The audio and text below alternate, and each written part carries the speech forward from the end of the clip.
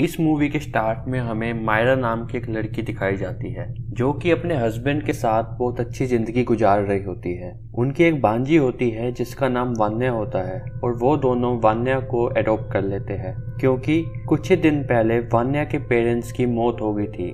बेशक मायरा और एडन वान्या को बहुत प्यार करते हैं, लेकिन वान्या अभी भी अपने पेरेंट्स को मिस करती है और अपनी मदर के लिए खासकर सैड रहती है। एडन की एक टॉय फैक्ट्री थी जिसमें वो डॉल्स बनाया करता था और बेचा करता था। कुछ ही दिन पहले उसने एक सेब्रीना नाम की डॉल बनाई थी और बच्चे उस डॉल को बहुत शौक से खरीद रहे थे। एडन ने अपनी वाइफ के लिए उस सेब्रीना डॉल से अलग एक सेकंड एडिशन की सेब्रीना डॉल बनाई जो उससे बहुत अच्छी थी। मायरा को भी एडन का ये गिफ्ट बहुत पसंद आया। अब सीन चेंज होता है और हमें वान्या अपने स्कूल में दिखाई जाती है। वहाँ पर उसका एक दोस्त चार्ली गेम खेल रहा होता है। उस लड़के का नाम डीटो होता है और वो उस गेम की मदद से अपनी ग्रैंड मदर की सोल को बुला रहा होता है। वान्या ये देखकर बहुत खुश हो रही होती है। डीटो वान्या को बताता है कि इस गेम को एंड करने के लिए लोगों को प्रेयर करनी पड़ती है ताकि जो सोल्स धरती पर आती है इस गेम के थ्रू वो वापस चली जाए। और डीटो वान्या को एक iOS ऐप के बारे में भी बताता है जिससे हमारे आसपास की आत्मा को लोकेट किया जा सके। वान्या डीटो से ये चार्ली गेम को बोरो कर लेती है। वहीं अब हमें दिखाया जाता है कि वान्या इस गेम की मदद से अपनी मदर की सोल को बुला रही होती है। अब वान्या को ऐसा फील होता है कि उसकी मदर की सोल इस वर्ल्ड में आ गई है। वो उस iOS ऐप से उस सोल को ढूंढने लगती है। जाहिर है कि ये ऐप एक फेक है।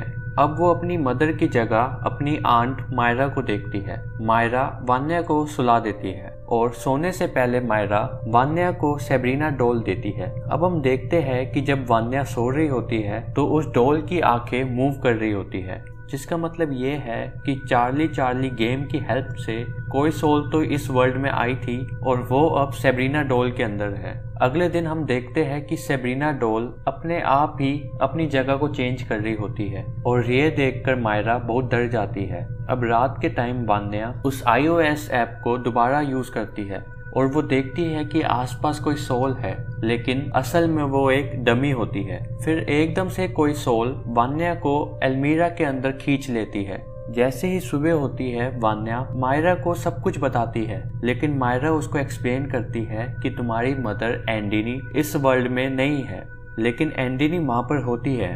अगली रात मायरा एंडिनी को अपने घर में देखती है और एकदम से एंडिनी एक डीमन में बदल जाती है। वो मायरा को मारने की कोशिश करती है। ये देखते हुए मायरा वहाँ से भागती है और जोर से चिल्लाती है। मायरा की आवाज़ सुनकर एडन भी वहाँ पर आ जाता है। अब वो डीमन उन दोनों पे अटैक करने की कोशिश करता है और वो ये कोशिश करता है कि इन दोनों में से कोई भी कहीं ना जा पाए, लेकिन जैसे तैसे करके वो दोनों अपनी जान बचा ही लेते हैं। अब उनको ये पता होता है कि उनके घर में कोई डीमन है, इसलिए वो दो पैरानॉर्मल एक्सपर्ट्स मिसेस लारास और उनके हस्बैंड मिस्टर रेनार्ड के पास जाते हैं। मिस लैरस उनके साथ फौरन उनके घर जाती है। फिर वहाँ पर चार्ली गेम से एंडिनी को अपनी दुनिया में वापस भेजने की कोशिश करती है। उसी दौरान बोर्ड में आग लग जाती है और वो जलने लगता है। अब घर की लाइट्स भी ऑफ हो जाती है।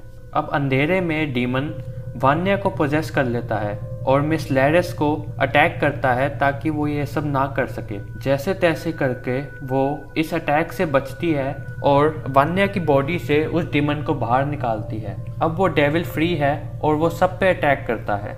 इस टाइम पर इन सब के बीच बहुत फाइट होती है। मिस लैरस उस डीमन को उसी घर में बंद कर देती है, लेकिन मिस लैरस से एक गलती हो जाती है कि वो अपने साथ सेब्रीना डॉल को भी बाहर ले आती है और सेब्रीना डॉल की मदद से ही वो डीमन भी बाहर आ जाती है। लैरस पहचानती है इस डीमन को और वो सबको बताती है कि इस डीमन का नाम भाग्या है और ये कोई ऑर्डिनरी स्पिरिट नहीं है, बल्कि ये डीमन का चाइल्ड है।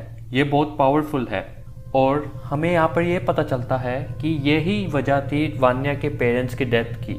लैरस बताती है कि भाग्या ने वान्या की मदर को कंट्रोल में ले लिया था और यही थी जिसने वान्या के फादर को भी मारा था। लैरस और रेनार्ड जैसे तैसे कर भाग्या को वापस पहुंचाने में कामयाब हुए थे, लेकिन एंडिनी की इसी दौरान मौत हो गई थी। चार्ली चार्ली गेम की मदद से वान्या ने एंडिनी को बुलाने की कोशिश करी। उसी दौरान भाग्या के डेमन भी इसी वर्ल्ड में वापस आ गया और अब हमें बताती है कि एक ही तरीका है भाग्या को मारने का, कि लारास उसकी ट्रू फॉर्म में विरासत में मिले खंजर से मारे, और ये खंजर भाग्या को मारने के लिए ही बना था। इस टाइम पर ये खंजर रेनार्ड के पास है। रेनार्ड को ये खंजर भी एक केव में मिला था बहुत सालों पहले। इस खंजर को खुद डीमन के थ्रू दफनाया गया था। अगले दिन भाग्या का डीमन फिर से एक्टिव हो जाता है और वो मायरा को पोजेस कर लेता है। मायरा सब में चाकू खुबोना शुरू करती है, लेकिन वो जैसे तैसे करके मायरा को उसके घर में वापस ले आते हैं। अब लारास मायरा को बांधकर एक्सोर्सिज्म परफॉर्म करती है और यहाँ पर हमें पता चलता है कि भाग्या का डीमन सबसे पहले किसी ह्यूमन के थ्रू ही इस वर्ल्ड में बुलाया गया था। और अब स्टोरी का रुख चेंज होता है। बहुत सालों पहले एडन का भाई था जिसका नाम आर्का था। उनके फादर की एक टॉय कंपनी थी, लेकिन उन दोनों के फादर आर्का के डिजाइन करे हुए टॉयज को पसंद करते थे, जिसकी वजह से एडन को जेलसी फील होती थी। जब उनके फादर की डेथ हुई तो उन्होंने अपनी 60% प्रॉपर्टी आर्का के नाम कर दी और सिर्फ 40% ही एडन के नाम करी, जिस वजह से एडन बहुत दुखी था। इसी वजह से एडन एक मैजिशियन के पास गया ताकि वो काले जादू की मदद से अपने भाई को मार सके, जिसकी वजह से पूरी प्रॉपर्टी उसके नाम हो जाए। उसी मैजिशियन ने भाग्या के डेमन को इस दुनिया में बुलाया और वो डेमन एक ह्यूमन बॉडी चाहता था। इसी वजह से भाग्या ने आर्का को पोजेस करने की कोशिश करी, लेकिन वो आर्का को पोजेस नहीं कर पाया, जिस वजह से भाग्या के डेमन ने फिर आर्का की वाइफ एंडिनी को पोजेस किया। एंडिनी और आर्का वान्या के पेरेंट्स थे।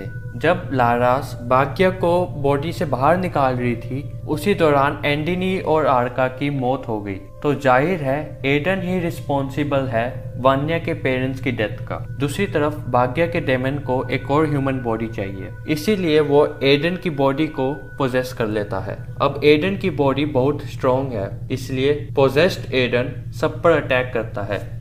रेनार्ड किसी न किसी तरह से एडन की बॉडी से डेविल को बाहर निकाल लेता है। अब ये डेविल अपने असली फेस में लारस पे अटैक करता है। उसी दौरान लारस विरासत में मिली खंजर से उस डेमन पे अटैक कर देता है और हमेशा के लिए उसको मार देती है। फिर इस मूवी के एंडिंग सीन में हमें दिखाया जाता है कि पुलिस एडन को अरेस्ट कर लेती है और मायरा और वान्या उसके बाद एक दूसरे के साथ खुशी से रहते हैं। थोड़े ही समय के बाद लारस और रेनार्ड को एक और पैरानॉर्मल डॉल का केस मिलता है जो इसी डॉल की तरह होता है। इसके आगे हमें कुछ नहीं दिखाया जाता और यहीं पर मूवी एंड हो जाती है। धन्यवाद।